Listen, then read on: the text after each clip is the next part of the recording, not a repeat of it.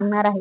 तर मित्रांनो, तुम्ही बघताय तर सुरत, वापी, त्याचबरोबर बोईसर, नाशिक या ठिकाणी दुपारी 2 ते 3च्या नंतर हवामानामध्ये मोठा बदल होताना आपल्याला बघायला मिळत आहे। भरपूर प्रमाणामध्ये आपल्याला पाऊसही बघायला मिळत आहे।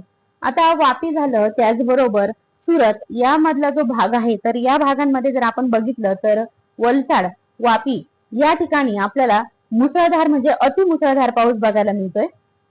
त्याचबरोबर बोईसर, तसेच वसई विरार, वादा, जवाहर, घोटी या ठिकाणी सुद्धा जर तुम्ही बघितलं तर आपल्याला मुसळधार पाऊस बघायला मिळतोय। पेठ मध्ये सुद्धा भरपूर प्रमाणात मुसळधार पाऊस आहे। तसेच सटाणा, इकडे साक्री, नवापूर या भागांमध्ये सुद्धा, अश्वा या भागांमध्ये सुद्धा भरपूर प्रमाणामध्ये पाऊस आपल्याला बघायला मिळतोय।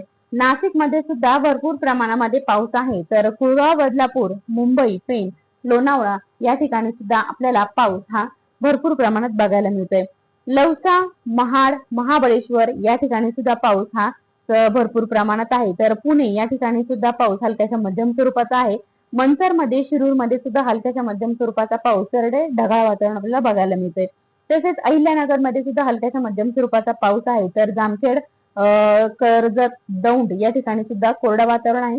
बारामती, लोणांमध्ये सुद्धा जर आपण बघितलं तर हलक्याच्या मध्यम स्वरूपाचा पाऊस हा आपल्याला बघायला मिळतोय।